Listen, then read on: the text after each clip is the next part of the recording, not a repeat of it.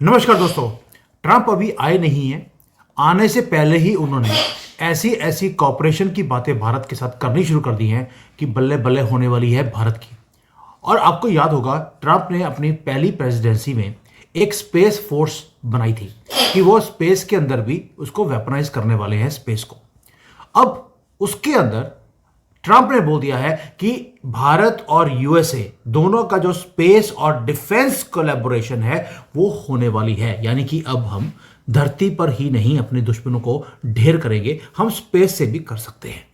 ये कितनी बड़ी एक इनिशिएटिव है, इसका अंदाजा आपको इसी बात से लग जाएगा कि सारे सैंक्शंस भारत के ऊपर जो लगे हुए थे खत्म हो गए। एक नया एरा भारत और यूएसए की स्पेस और डिफेंस कोलैबोरेशन में होने वाला है। और ये एक ऐसा ओपनिंग है जो ट्रंप ने एक अपॉर्चुनिटी बना दी भारतीय फर्म्स के लिए, ताकि जो दुनिया का लार्जेस्ट डिफेंस और स्पेस मार्केट है उसको टैप करेगा भारत और अमेरिका। लेकिन ये पार्टनरशिप अमेरिका को जरूरत क्या है जब अमेरिका ने ऑलरेडी R&D की हुई है, टेक्नोलॉजीज को बनाया हुआ है। वाई भारत? इसके ऊपर खुलासा करेंगे कि भारत आज इतना हॉट क्यों है और हॉट चॉइस क्यों है। Umesh ji, thank you so much. जय सिया राम। जय सिया राम। सर, इतनी बड़ी न्यूज कि अमेरिका ने हमारी कोई फर्म्स हैं उनके साथ एग्रीमेंट कर लिया and they are going to have a cooperation. How big is this for Bharat future? देखिए, आपको ये समझना पड़ेगा कि वर्ल्ड में मिलिट्री फोर्स जिस हिसाब से है उसके अंदर हमने देखा है कि एयरफोर्स है, नेवी फोर्स है, आर्मी का है, साइबर फोर्स भी है, अभी है स्पेस फोर्स। अभी ये क्या हुआ है कि अभी देखा है आपने, भारत की कुछ जो स्टार्टअप्स है उनका कोलैबोरेशन हो रहा है अमेरिका के साथ। अमेरिका ने उनको इनवाइट किया है ताकि उनके पास जो टेक्नोलॉजी है उसको एक्सेस दे दिया जाएगा। और भारत के जो स्टार्टअप्स है वो लोग उसके ऊपर फर्दर बिल्ड ऑन कर पाएंगे, जिसके अंदर मेरे ख्याल से सात सात स्टार्टअप्स को इन्होंने एक्सेस दिया है।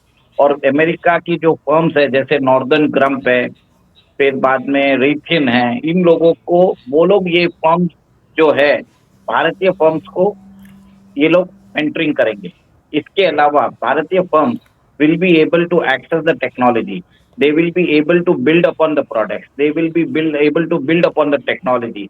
तो ये जो भी कोलैबोरेशन है it will be beneficial to both the countries. देखिए, उन्होंने स्टार्टअप को दिया, उन्होंने एस्टेब्लिश्ड इंडियन फर्म्स को भी नहीं बुलाया। इसका मतलब है they realise the value, the add on, जो कॉस्ट बेनिफिट एनालिसिस है और जल्दी काम जो होगा वो भारत के जो स्टार्टअप्स है और अमेरिका के अंदर जो डिफेंस कॉरपोरेशन है उनके बीच में होगा। इन्होंने कॉरपोरेशन के लिए ना तो हमारे हिंदुस्तान एरोनॉटिक्स लिमिटेड को बुलाया, ना भारतीय डायनामिक्स लिमिटेड को बुलाया, न एस्टेब्लिश प्लेयर जैसे न तो टाटा को बोला, न तो महिंद्रा को बोला, न अदानी को बोला। इन्होंने पकड़ा है स्टार्टअप्स को, भारत के स्टार्टअप्स को। तो वहां पे बड़ी बात है कि now they understand the potential. जो हमारा 1999 या 2000 में हमने इंफॉर्मेशन टेक्नोलॉजी बूम देखा था, जैसे India became information technology super power house बन गया था, वैसे ही वही अरेंजमेंट अभी स्पेस के अंदर होने वाला है, जिसमें टेक्नोलॉजी अमेरिका के पास है। ठीक है, उनको एक तरह से उस टेक्नोलॉजी को कस्टमाइज करना है, उसके ऊपर वर्क ऑन करने, एड ऑन करने के लिए they are inviting Indian engineers जो स्टार्टअप्स खोल के बैठे हैं। और इन स्टार्टअप्स के कारण भारत को अराउंड 500 मिलियन टू 1 बिलियन तक का नया बिजनेस मिलने वाला है। सर, एक चीज बताइए। पहली बात यह है कि इसमें एक वर्ड था जिसने मेरा अटेंशन को टच किया कि ये जो इंडियन कंपनीज के साथ कोलैबोरेशन किया है इसमें हम सैटेलाइट ऑब्जर्वेशन का काम भी कर सकते हैं। यानी कि ग्लोबल जो सैटेलाइट्स हैं सबके ऊपर हम एक नज़र रख सकते हैं कि वो क्या कर रही हैं, क्या एक्सेस कर रही हैं, कहाँ पे उनकी कंसंट्रेशन है। यानी कि ये सारा इमर्जिंग स्पेस का सिनेरियो है, डिफेंस इनोवेशंस हैं, ये भारत में आने वाली है। इतनी बड़ी न्यूज़ है एंड इसके ऊपर कोई ज़्यादा बात किसी ने करी भी नहीं है। दूसरी बात, एक चीज़ और है जो इसके अंदर मुझे टच करी है। पहली बात ये हो गया। दूसरा, क्या आपको नहीं लगता कि जो हमारी रिलायंस है रशिया के ऊपर, अभी भी हम उन्हें एक ट्रस्टेड पार्टनर की तरह देखते हैं, ट्रेडिशनल पार्टनर भी हमारा है। ये जो ट्रंप ने एक ऐसा गोली छोड़ दी जिसको पता है गूगल ही छोड़ दी, कि हमारे प्राइवेट सेक्टर को बुला लिया, उनके साथ कॉपरेशन करने वाला है। क्या हमें रशिया से भी थोड़ा सा दूर करने की कोशिश की जा रही है? देखिए, ऐसा है कि रशिया खुद अपनी टेक्नोलॉजी भारत के साथ शेयर नहीं करना चाहता, ठीक है? वो वही टेक्नोलॉजी शेयर करना चाहता है जो ऑब्सोलेट हो जाती है। ये बात मैं आपको बता देता हूँ। अमेरिका क्या करता है, भले ही आपके साथ टेक्नोलॉजी शेयर करेगा, बट उसके कुछ स्ट्रिंग्स अटैच होते हैं। तो आप समझ लीजिए, अगर आप सेकंड ग्रेड रशियन टेक्नोलॉजी लेना चाहते हैं, तो आप उनके साथ कोऑपरेशन करिए। और अगर फर्स्ट ग्रेड अमेरिकन टेक्नोलॉजी लेना चाहते हैं, तो वहाँ पे अमेरिका की शर्तें होती है। सिंपल सी बात है। अब आपने ये देखा है कि लास्ट ईयर इंडिया ने क्रिटिकल एंड इमर्जिंग टेक्नोलॉजी पे साइन किया था, ठीक है? और मिलिट्री स्पेस के अंदर जो हमारा जो कोलैबोरेशन हो रहा है, उसके अंदर हम चाइना को भी काउंटर कर सकते हैं, ठीक है? आज हमारी जो इतनी सारी सैटेलाइट्स है, हम इनको यूज करते हैं मिलिट्री सर्वेलेंस के लिए, हम यूज करते हैं वेदर पैटर्न्स को प्रोजेक्शंस के लिए, ठीक है? हम उनके ऊपर यूज करते हैं कम्युनिकेशंस के लिए, स्पाइंग के लिए यूज करते हैं। समझ लीजिए, अगर चाइना ऐसा कोई high magnetic wave, electromagnetic wave वाला कोई वेपन यूज कर ले, जिसके कारण वो स्पेस के अंदर हमारी सारी सेट, हमारे जो कम्युनिकेशन सिस्टम्स है, आपस में बात करना बंद कर दें, तो क्या होगा? हम टोटली ब्लाइंड साइडेड हो जाएंगे। तो एक तरह से चाइना तो ऑलरेडी मिलिटराइज कर रहा है स्पेस को। भारत थोड़ा लेट जागा है, बट अभी भी कैचअप कर रहा है। मुझे याद है लास्ट ईयर इसरो ने, शायद इसरो या भारत की डीआरडीओ ने एक ऐसी मिसाइल भी टेस्ट की है कि वो चाहे तो आसमान में वो सैटेलाइट्स को भी उड़ा सकते हैं, लेकिन वैसा भी इसरो। कर दिया। इसरो ने किया है, ठीक है, इसरो ने किया है। तो मेरा मानना ये है कि जैसे आज navigation communication system are very much important. अगर आपको कहीं भी एयर स्ट्राइक करनी है अपने एरिया में रह के, तो communication systems very much important है। आपके मिसाइल सिस्टम उसके ऊपर डिपेंडेंट है, आपके राडार डिपेंडेंट है, आपके जितने भी नेविगेशन सिस्टम्स है, एवरीथिंग इज इम्पोर्टेंट। तो बहुत इंपॉर्टेंट चीजें, और फ्यूचर टेक वॉरफेयर के अंदर it is better to that we collaborate with America. America क्या है, उसके बेनिफिट के लिए कर रहा है, क्योंकि उसको कॉस्ट बेनिफिट एनालिसिस दिख रहा है। बट भारत का भी इसमें फायदा है। भारत उधर से सीख सकता है कि क्या क्या चीज है, इंडिजिनियसली वो टेक्नोलॉजी डेवलप कर सकता है, और कुछ सालों में हो सके तो डेवलप करने के बाद वो, जैसे अभी हम लोग ब्रह्मोस बेच रहे हैं, वैसे दूसरी सैटेलाइट टेक्नोलॉजी भी हम बेच पाएंगे। तो ये एक बहुत बड़ी अपॉर्चुनिटी है। और सेकेंड, हमारा जो स्किल्ड मैन पावर है, जो हमारे जो टेक्नोलॉजी, जो हमारे बीटेक इंजीनियर्स है, उनके लिए एक बहुत बड़ी अपॉर्चुनिटी भी है। भारत के पास one of the largest pool of best engineers in है वर्ल्ड में, और वो कर पा रहे हैं। सर, आपको याद होगा हमने कई बार वीडियोस बनाया था कि डीआरडीओ हमारा एक वाइट एलिफेंट बन गया है। कोई भी चीज ढंग पर नहीं होती है। Yes, they create technologies, but उसको 30-30 40-40 साल लग जाते हैं। हमें प्राइवेट सेक्टर को आगे लेकर आना पड़ेगा अगर हमने भारत में तरक्की करनी है।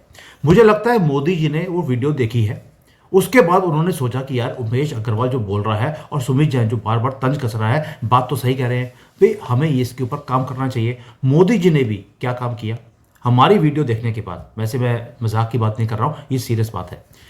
उन्होंने हमारी वीडियो देखी है और उन्होंने अजीत डोभाल को लगाया इसके काम के पीछे कि भैया तुम जो हमारा प्राइवेट सेक्टर है डीआरडीओ को मारो गोली। इन्होंने अगले 30-40 साल भी कुछ नहीं करना, तुम प्राइवेट सेक्टर को एंगेज करो अमेरिका के साथ। तो अजीत डोभाल की जो सिक्योरिटी एडवाइजर है, उनकी मीटिंग हुई जेक सुलेवान के साथ, हाई लेवल डिस्कशंस हुई हैं। उसके बाद जाकर ये सारी की सारी जो कटिंग एज टेक्नोलॉजीज हैं मिलिट्री एप्लीकेशंस के लिए, उनके ऊपर करार साइन हुआ है, और करार भी साइन किया हमारे स्टार्टअप्स के साथ। Sir, you think the Indian government now has woken up? देखिए, Indian government has woken up for a very long time. Problem क्या होता है, इंडियन गवर्नमेंट तो अपना काम कर रही है, बट अमेरिकन गवर्नमेंट को जब उनका फायदा होता है, only then they honour the agreement, ठीक है? ये जो क्रिटिकल इमर्जिंग टेक्नोलॉजीज है, हमने 2023 में साइन कर दी थी, बट इन्होंने जाते वक्त इसको ऑपरेशनलाइज किया। हमारे जैसे बाबा एटॉमिक रिसर्च सेंटर है, Indira Gandhi centre of atomic research है, और इंडियन रेयर अर्थ मिनरल्स है, जो इन्होंने सैंक्शन लिस्ट में रखी थी, इन्होंने अभी जाके इन्होंने उस सैंक्शन लिस्ट से उनको हटाया है। अभी वो बोल रहे हैं कि हम F4204 इंजन आपको देंगे। यूएस का सबसे बड़ा प्रॉब्लम है उनकी अनप्रेडिक्टेबिलिटी। और मैंने हमेशा बोला है कि जब भी डेमोक्रेट्स आते हैं, ये लोग they are bent hell bent to sabotage India tech programme. और जब रिपब्लिकन्स आते हैं, दे आर ट्रांजैक्शनल, वो देखते हैं बेनिफिट क्या होता है। तो उस बेनिफिट में भारत का बेनिफिट है। ट्रम्प के आने से भारत को बेनिफिट मिलेगा, क्योंकि ट्रम्प डिमांड करेगा आपसे और आपको डिलीवर भी करेगा। अमेरिका का जो कॉन्ट्रैक्ट है वो हॉनर करना है, क्योंकि ट्रम्प खुद एक बिजनेसमैन है। He knows the value of trust. तो यहाँ पे भारत को फायदा है। Bharat should seize this opportunity, और अपने आप को Bharat should try to intertwine with the American defence system. जो नई क्रिटिकल इमर्जिंग टेक्नोलॉजीज है, उसमें आगे बढ़ के अमेरिका के साथ काम करने की जरूरत है। क्योंकि हमें मालूम है कि रशिया के पास भले टेक्नोलॉजी हो, वो भारत के साथ शेयर नहीं करता है। भले ही वो हमारा टाइम टेस्टेड फ्रेंड हो, वो हमें नए नए टेक्नोलॉजी नहीं देता। उसकी जो टेक्नोलॉजी वो सेकंड ग्रेड होती है, वो वही दे रहा है। जैसे आज आपने देखा है कि वो सुकोई 57 हमको ऑफर कर रहा है, बट रशिया ने अपना सुकोई 75 डेवलप कर रहे हैं, जिसको चेकमेट के नाम से जाना जाता है। वो ऑलरेडी उनके पास रहता है, बट वो भारत को देना नहीं चाहते। ये एक तरह से उन लोगों की पॉलिसी है। और अमेरिका शेयर करने को तैयार है, पर वो शेयर करने के साथ उसकी कुछ शर्तें हैं कि आप ये वेपन्स उन स्पेसिफिक कंट्रीज के अगेंस्ट यूज कर सकते हो। तो भारत के पास एक बहुत बड़ा एक डायलेमा हो जाता है। पर इस जगह पे जहाँ पे भारतीय स्टार्टअप इन्वॉल्व है, एक तरह से नया जोश आएगा, एक नया रिलेशनशिप बन पाएगा अमेरिका के साथ। इंडिया और यूएस का space cooperation is very much important. इससे क्या होगा, जो स्पेस में मिलिटराइजेशन है, चाइनीज इन्फ्लुएंस है, वो हम काउंटर कर सकते हैं। हमारे सैटेलाइट को, हमारे नेविगेशन सिस्टम्स जो भी है, कम्युनिकेशन आपस में कर रहे हैं, उसको सेफगार्ड कर सकते हैं। तो आगे जाके हम अपने दुश्मन पे नजर भी रख सकते हैं, उनको बता भी सकते हैं कि आप कोई भी ऐसी हरकत मत करिए कि आप हमारे कम्युनिकेशन सिस्टम को डाउन करोगे। तो उसका एक सेफगार्ड भी बनाना जरूरी है। और बेस्ट है, इसमें हमको अमेरिका के साथ जुड़ने में हमारा फायदा है। सर, ये जो एग्रीमेंट किया है हमने, इसका सिर्फ इम्प्लीकेशंस मिलिट्री का नहीं है, इसमें इनोवेशन का जो हमारा इकोसिस्टम है उसे भी अमेरिकन इकोसिस्टम के साथ इंटीग्रेट किया जाएगा। एडवांस स्पेस टेक्नोलॉजीज का कॉपरेशन तो है ही है, साथ में जो हमारा डिफेंस और इंडस्ट्रियल इनोवेशन है उसे भी स्ट्रेंथन किया जा रहा है इस एग्रीमेंट के थ्रू। सेमीकंडक्टर की जो सप्लाई चेन्स हैं उन्हें सिक्योर किया जा रहा है China+1 की पॉलिसी के अंदर, और अमेरिका ने और इसको टाइट कर दिया, यानी कि ट्रंप ने आने से पहले ही ये काम कर दिया है। ऊपर से बायोटेक्नोलॉजी है, बायो मैन्युफैक्चरिंग है, इसके ऊपर भी चाइना काम कर रहा है। इसको भी लीवरेज करने के लिए अमेरिका ने हमारे साथ एग्रीमेंट किया है, प्लस ग्रीन टेक्नोलॉजीज के ऊपर भी काम होगा। यानी कि एक एग्रीमेंट किया है, सिर्फ स्पेस के ऊपर काम नहीं है, ये 5-6 चीज़ें जो मैंने बताई हैं उसके ऊपर भी काम हो रहा है। सर, आपको नहीं लगता कि अब जो भारत है उसकी जो स्टार्टअप्स है, जो हम बार बार बोलते थे कि हमारे बिजनेसमैन चाइना आते हैं, सस्ते में माल खरीदकर भारत में बेचकर पैसे कमाते हैं, वो टाइम गया। अब है R&D का टाइम, अब है इनोवेशन का टाइम। अब जो आदमी इन चीज़ों पे काम करेगा, भारत की गवर्नमेंट भी उन्हें सपोर्ट करेगी, कोलैबोरेशंस लेकर देगी अमेरिकन कंपनी से या फॉरेन कंपनीज के थ्रू। ये इकोसिस्टम को बहुत बड़ा बूस्ट मिलने वाला है भारत के अंदर।